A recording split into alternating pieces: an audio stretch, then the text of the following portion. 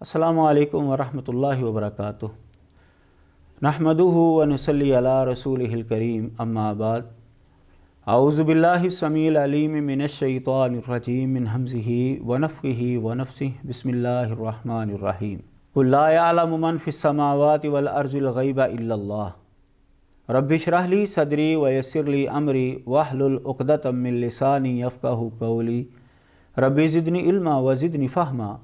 सुबहानक ला इल्म लना इल्ला मा अल्लमतना इन्नका अंतल अलीमुल हकीम। रसूलुल्लाह सल्लल्लाहु अलैहि वसल्लम के इल्म गैब के हवाले से गुफ्तगू चल रही थी। पिछले प्रोग्राम के अंदर आपके सामने जो हमारे अहबाब का मौक़िफ़ है उसके ऊपर चंद बातें और चंद गुजारिशात रखी गईं। अभी हम आपके सामने इस मौक़िफ़ के हामी अहले इल्म उनके चंद अक़वाल जो हैं वो पेश करके जो उनकी तरफ से दलाइल दिए जाते हैं उसका तज्ज़िया जो है वो आपके सामने रखेंगे। सबसे पहला कौल मैं आपके सामने मौलाना अहमद रज़ा ख़ान साहब बरेलवी उनका रखता हूँ, जो उन्होंने बयान किया और उनके शागिर्द ने तहरीर किया, जो मलफूज़ात के अंदर मौजूद है। वो बयान करते हैं नबी अलैहिस्सलातु वस्सलाम के इल्म गैब के मुतल्लक़ कि क्या जो आपको जमी मा कान और जमी मा यकून का अल्लाह ताला ने इल्म गैब अता किया, क्या वो अल्लाह के बराबर है या नहीं है। तो फरमाते हैं बराबरी तो दरकिनार, मैंने अपनी किताबों में तसरीह कर दी है कि अगर तमाम अव्वलीन व आखिरीन का इल्म जमा किया जाए तो इस इल्म को इल्म इलाही से वो निस्बत हरगिज़ नहीं हो सकती जो एक कतरे के करोड़वें हिस्से को करोड़ समंदर से है, कि ये निस्बत मुतनाही के साथ है और वो गैर मुतनाही। मुतनाही को गैर मुतनाही से क्या निस्बत। ये मलफूज़ात ये आला हज़रत की ये मुश्ताक बुक कॉर्नर उनकी जानिब से ये शाया की गई और इसका सफ़ा नंबर जो है 59 और 60 और हिस्सा अव्वल है, वहाँ पर इनका ये कौल मौजूद है।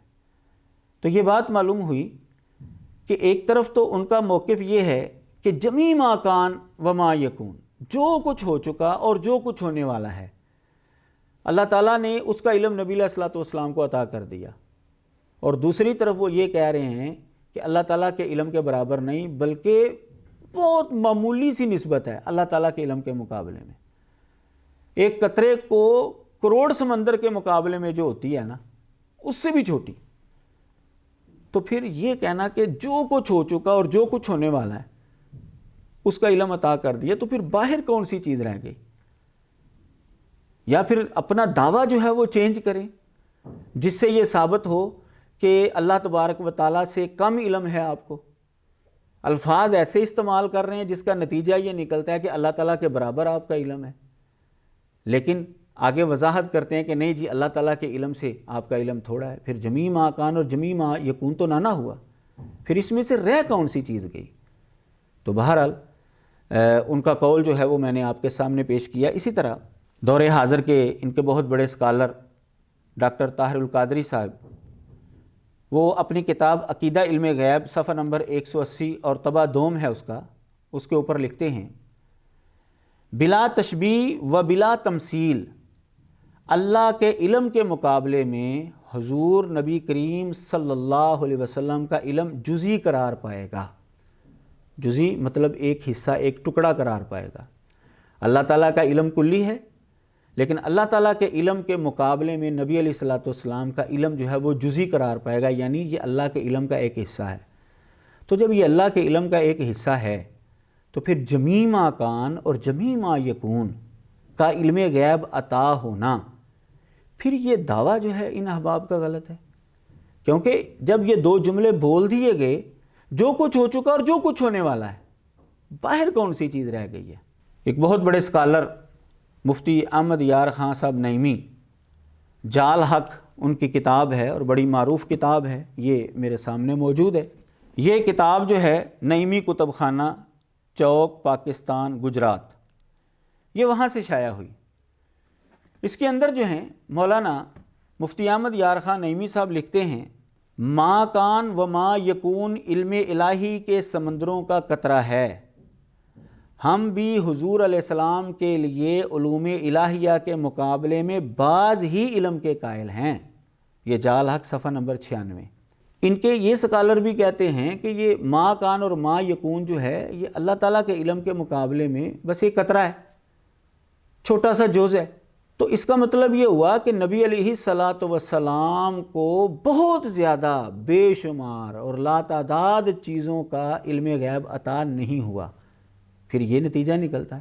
تو پھر یہ کیوں بحث کی جاتی ہے کہ نبی علیہ الصلاۃ والسلام کو ہر چیز کا علم اللہ تعالیٰ نے عطا کر دیا؟ اگر یہ موقف درست ہے تو پھر یہ اقوال ان کے غلط ہیں، اگر یہ اقوال درست ہیں تو پھر ان کا یہ دعویٰ جو ہے یہ غلط ہے۔ بہرحال یہ فیصلہ تو وہ خود کریں گے۔ مولانا احمد رضا خان صاحب ایک اور بات کرتے ہیں، یہ ملفوظات ہے، اس کا صفحہ نمبر جو ہے وہ 317 ہے۔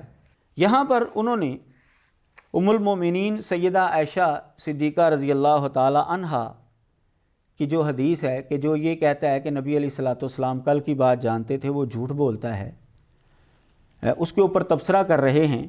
کہتے ہیں کہ علم ما فی الغد کے بارے میں ام المومنین کا قول ہے کہ جو یہ کہے کہ حضور کو علم ما فی الغد تھا وہ جھوٹا ہے، اس سے مطلق علم کا انکار نکالنا محض جہالت ہے۔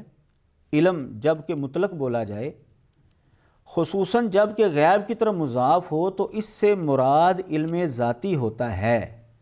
اس کی تصریح حاشیہ کشاف پر پیر سید شریف رحمۃ اللہ علیہ نے کر دی ہے، اور یہ یقیناً حق ہے کہ کوئی شخص کسی مخلوق کے لیے ایک ذرہ کا بھی علم ذاتی مانے یقیناً کافر ہے۔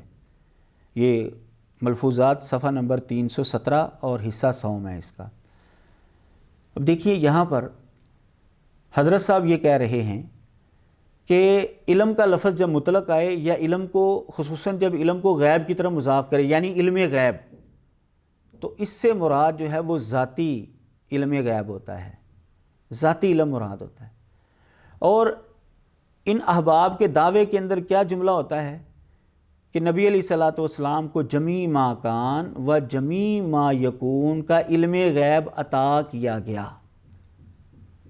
تو اب ان کے قول کے مطابق تو نتیجہ یہ نکلا کہ نبی علیہ الصلاۃ والسلام کو ذاتی غیب کا علم جو ہے نا وہ عطا کیا گیا۔ اور آپ ان کی جتنی بھی کتابیں پڑھ لیں گے سب کے اندر جہاں پر ہم یہ دلیل پیش کرتے ہیں نا کہ نبی علیہ الصلاۃ والسلام کو غیب نہیں تھا، آپ نے فرمایا میں غیب نہیں جانتا، تو وہاں پر یہی کہتے ہیں جی نبی علیہ السلام کے کہنے کا مطلب یہ ہے کہ آپ ذاتی طور پر غیب نہیں جانتے تھے، عطائی طور کی نفی نہیں ہے۔ تو جب علم غیب کا لفظ یہ بول رہے ہیں اپنے دعوے کے اندر تو مطلب یہی ہے کہ نبی علیہ السلام کو ذاتی غیب تھا، اور دوسری طرف جو ہے وہ ذاتی غیب کی نفی کر رہے ہوتے ہیں۔ تو بہرحال اس انداز سے بھی آپ ان کے موقف کو سمجھ سکتے ہیں۔ مفتی احمد یار خان نعیمی صاحب نے جو غیب کی تعریف کی ہے وہ میں آپ کے سامنے رکھتا ہوں، اس سے بھی ان احباب کا موقف سمجھنے کے اندر جو ہے وہ مدد ملے گی۔ صفحہ نمبر جو ہے وہ 46 ہے جال حق کا، شروع میں ہی وہ غیب کی تعریف کر رہے ہیں۔ غیب وہ چھپی ہوئی چیز ہے جس کو انسان نہ تو آنکھ، ناک، کان وغیرہ حواس سے محسوس کر سکے اور نہ بلا دلیل بداہتاً عقل میں آ سکے۔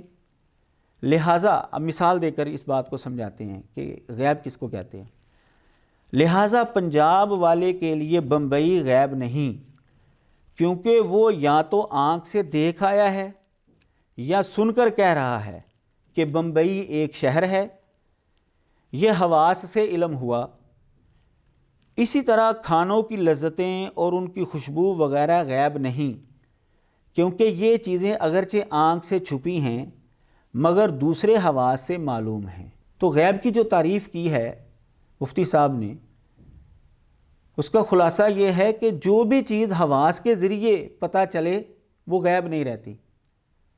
تو نبی علیہ الصلاۃ والسلام کو جتنی بھی وحی جو ہے وہ معلوم ہوئی، اللہ تبارک و تعالیٰ نے آپ کو سکھایا، جتنے بھی وہ دلائل ہمارے دوست پیش کرتے ہیں انشاءاللہ ان پر تجزیہ آگے جا کر پیش کریں گے، تو وہ آپ کو حواس کے ذریعے ہی معلوم ہوا۔ تو جب حواس کے ذریعے معلوم ہوا، وہی بات جو میں نے پچھلے پروگرام میں آپ کے سامنے رکھی کہ آپ کمرے میں بیٹھے ہیں، باہر سڑک پر کیا ہوا آپ کو نہیں پتا، لیکن اگر کوئی دوست آ کر آپ کو بتاتا ہے باہر حادثہ ہوا، اتنے لوگ مارے گئے، تو پھر وہ چیز آپ کے لیے غیب نہیں رہی۔ جب تک آپ کو پتہ نہیں چلا، کسی نے نہیں بتایا، آپ کے لیے وہ چیز غیب ہے۔ تو نبی علیہ الصلاۃ والسلام کو اللہ تبارک و تعالیٰ نے وحی کے ذریعے جو بعض باتیں بتائی ہیں، ان کی تعریف کے مطابق وہ غیب رہتی ہی نہیں ہیں۔ تو پھر کیوں یہ دعویٰ کیا جاتا ہے کہ نبی علیہ الصلاۃ والسلام کو عطائی علم غیب جمیع ما کان اور جمیع ما یکون کا تھا، اور آپ کو یہ سارا علم جو ہے وہ دے دیا گیا؟ تو جب آپ کو بتا دیا گیا تو ان کی تعریف کے مطابق بھائی وہ غیب نہیں رہتا۔ اس انداز سے بھی آپ ان کے موقف کے اوپر غور کر سکتے ہیں۔ یہی کتاب جعل حق کے اوپر مفتی صاحب نے صفحہ نمبر جو ہے وہ 59 کے اوپر یہ بحث بھی کی ہے کہ نبی علیہ الصلاۃ والسلام کو تو اللہ تعالیٰ نے علم غیب جو ہے وہ عطا کر دیا، لیکن آپ کے واسطے سے اللہ تعالیٰ نے مومنوں کو بھی جو ہے وہ علم غیب عطا کیا ہے۔ صفحہ نمبر 59 ہے۔ اس آیت اور ان تفاسیر سے قرآن مجید کی ایک آیت کی تفسیر کرتے ہوئے مختلف کتابوں کا حوالہ دیا ہے مفتی صاحب نے، اب اس کا خلاصہ جو ہے وہ بیان کر رہے ہیں۔ کہتے ہیں اس آیت اور ان تفاسیر سے اتنا معلوم ہوا کہ اس آیت میں یا تو خدا کا علم مراد ہے کہ خدا کا علم کسی کو حاصل نہیں، ہاں جس کو رب ہی دینا چاہے تو اس کو علم غیب حاصل ہوتا ہے، اور رب نے تو انبیاء کو دیا اور انبیاء کے ذریعے سے بعض مومنین کو دیا، لہٰذا ان کو بھی بعطائے الہی علم غیب حاصل ہوا۔ کہ مفتی صاحب کہہ رہے ہیں کہ اللہ تبارک و تعالیٰ نے انبیاء کو علم غیب عطا کیا اور انبیاء نے آگے بعض مومنوں کو وہ علم غیب دیا، لہٰذا مومنوں کو بھی اللہ تعالیٰ کی عطا سے علم غیب جو ہے وہ مل گیا۔ یعنی جو دعویٰ نبی علیہ السلام کے حوالے سے پیش کر رہے ہیں یہ احباب کہ نبی علیہ الصلاۃ والسلام کو علم غیب عطائی تھا، وہی مفتی صاحب کہہ رہے ہیں کہ مومنوں کو بھی علم غیب عطائی جو ہے وہ ملا ہے۔ تو پھر نبی علیہ السلام کی خصوصیت کیا رہ گئی؟ اب وہ مومن ظاہر ہے کہ مفتی صاحب بھی اور ان کے بڑے بڑے علماء جو ہیں ظاہر ہے کہ وہ اپنے آپ کو یا ان کی عوام ان کو سب سے بڑا مومن سمجھتی ہے، تو آپ ان سے پوچھ کر دیکھ لیں کیا آپ کو جمیع ما کان و ما یکون کا علم غیب عطا ہوا ہے؟ اگر ہوا ہے تو بتائیں کہ دیوار کی دوسری طرف کیا ہے، بتائیں فلاں شہر کے اندر کیا ہو رہا ہے۔ کوئی بھی سوال آپ اس طرح کا کر کے جو ہے وہ نتیجہ نکال سکتے ہیں۔ پہلے نمبر پر تو وہ یہ دعویٰ ہی نہیں کریں گے، اور اگر بالفرض کسی نے یہ دعویٰ کر بھی دیا تو آپ اس طرح کا کوئی بھی سوال کر کے اس کا نتیجہ جو ہے وہ نکال سکتے ہیں۔ تو جو دعویٰ نبی علیہ الصلاۃ والسلام کے حوالے سے یہ احباب پیش کرتے ہیں، ان کے بہت بڑے اسکالر نے وہی دعویٰ عام مومنین کے حوالے سے بھی پیش کیا ہے۔ تو کیا ان کو ماننے کے لیے تیار ہیں کہ وہ ہر طرح کا علم غیب ان کے پاس موجود تھا؟ ہرگز نہ ان کی عوام ماننے کے لیے تیار ہوگی اور نہ ہی ان کے اہل علم ماننے کے لیے تیار ہوں گے۔ تو جیسے ان کے بارے میں یہ کہیں گے نہیں جی بعض ہر چیز کا نہیں، تو وہی جملہ نبی علیہ السلام کے حوالے سے بول کر کیسے پھر وہ ہر چیز کا نتیجہ نکالتے ہیں؟ ایک اور انداز سے آپ ان کا موقف جو ہے وہ سمجھ سکتے ہیں ان کے اہل علم کی روشنی میں۔ یہی مفتی صاحب جو ہیں صفحہ نمبر 104 پر، اسی کتاب کے صفحہ نمبر 104 پر جو ہے تفسیر مدارک کا حوالہ جو ہے انہوں نے پیش کیا ہے، اور بڑی دلچسپ بات کی ہے جو ان کے سارے موقف کو جو ہے وہ غلط ٹھہراتی ہے۔ کیونکہ آپ کو پتہ ہے کہ جب بھی گفتگو ہوتی ہے تو عطائی علم غیب جو ہے اس کے اوپر جو ہے وہ ساری بحث کا جو ہے وہ محور رہتا ہے۔ تفسیر مدارک کا یہ ایک آیت کے حوالے سے تفسیر کر رہے ہیں، یہی آیت والغیب ما لم یکم علیہ دلیل ولا اتلی علیہ مخلوق، یہ تفسیر مدارک کا حوالہ دے کر اس کا ترجمہ کرتے ہیں، غیب وہ ہے جس پر کوئی دلیل نہ ہو اور کسی مخلوق کو اس پر مطلع نہ کیا گیا ہو، یہ انہوں نے ترجمہ کیا۔ اب اس پر کے اوپر تبصرہ کرتے ہیں مفتی صاحب، صفحہ نمبر 104 ہے۔ مدارک کی اس توجیہ سے معلوم ہوا کہ ان کی اصطلاح میں جو علم عطائی ہو وہ غیب ہی نہیں۔ کیا کہہ رہے ہیں؟ دوبارہ میں آپ کے سامنے رکھتا ہوں، مدارک کی اس توجیہ سے معلوم ہوا مدارک کی اس توجیہ سے معلوم ہوا کہ ان کی اصطلاح میں جو علم عطائی ہو وہ غیب ہی نہیں کہا جاتا، غیب صرف ذاتی کو کہتے ہیں۔ اب کوئی اشکال ہی نہیں رہا۔ وہ ایک اشکال کا جواب دے رہے ہیں، تو تفسیر مدارک کو بطور حجت اور دلیل کے پیش کر کے کہہ رہے ہیں کہ اب اشکال باقی نہیں رہا، کیونکہ انہوں نے یہ توجیہ پیش کی ہے کہ جو عطا ہو جائے نا وہ غیب نہیں رہتا۔ تو اب یہ ساری گفتگو کا محور جو ہے وہ اس موضوع کے اوپر یہی ہوتا ہے کہ نبی علیہ الصلوۃ والسلام کو عطائی علم غیب، کلی علم غیب عطا ہوا، یعنی عطا کا لفظ جو ہے وہ بولتے ہیں۔ تو ان کے مفتی صاحب جو ہے مدارک کی تفسیر کو اپنے حق میں پیش کر کے وہ بالفاظ دیگر یہ کہہ گئے ہیں کہ عطائی علم غیب اگر کسی کو ہو جائے تو وہ علم غیب نہیں رہتا، وہ غیب نہیں رہتا۔ تو پھر ساری بحث جو ہے وہ لا حاصل ہو گئی ان کی۔ مولانا احمد رضا خان صاحب بریلوی، ان کے ملفوظات میں یہ عبارت بھی موجود ہے اور قرآن مجید کی ایک آیت کا ترجمہ کر رہے ہیں۔ فرمائیے، یہ صفحہ نمبر 376 ہے، حصہ چہارم ہے ملفوظات کا۔ فرمائیے کس قدر فرشتے ہیں، وما یعلم جنود ربک الا ہو، اور تیرے رب کے لشکروں کو اس کے سوا اور کوئی نہیں جانتا۔ دیکھیے اللہ تبارک و تعالیٰ نے جو فرشتوں کی تعداد مقرر کی ہے، قرآن مجید کی آیت کا خود انہوں نے ترجمہ کیا ہے کہ اللہ کے سوا کوئی نہیں جانتا۔ اور یہ تو مولانا بھی مانتے ہیں، سارے مسلمان مانتے ہیں کہ محمد صلی اللہ علیہ وسلم خدا نہیں ہیں، اللہ نہیں ہے، خالق نہیں ہے، وہ اللہ کے نبی اور رسول اور پیغمبر ہیں اور سارے انسانوں سے اعلیٰ اور افضل ہیں، لیکن خدا نہیں ہے۔ وہ یہی جملہ آپ نے کئی دفعہ سنا ہوگا، وبعد از خدا بزرگ توئی قصہ مختصر۔ تو اس کا مطلب یہ ہوا کہ وہ خود اس بات کو تسلیم کر رہے ہیں کہ فرشتوں کی تعداد کا علم اللہ کے علاوہ کسی کو بھی نہیں ہے، اللہ کے سوا کسی کو بھی نہیں، اور محمد صلی اللہ علیہ وسلم یہ سب مسلمانوں کا عقیدہ ہے کہ وہ اللہ کے سوا ہی ہیں۔ تو جو ان کا موقف ہے وہ بالکل غلط جو ہے وہ ثابت ہوتا ہے انہی کے اقوال کے مطابق کہ نہ وہ غیب رہتا ہے، عطا ہو جائے تو پھر بھی غیب نہیں رہتا، غیب کی جو تعریف کی جاتی ہے اس کے مطابق بھی وہ علم غیب نہیں رہتا، اور قرآن مجید کی اس آیت کا جو ترجمہ انہوں نے کیا ہے اس کے مطابق بھی نبی علیہ الصلوۃ والسلام کو جمیع ما کان، جو کچھ ہو چکا، و جمیع ما یکون، اور جو کچھ ہونے والا ہے اس کا علم غیب عطا نہیں ہوا۔ وآخر دعوانا ان الحمد للہ رب العالمین۔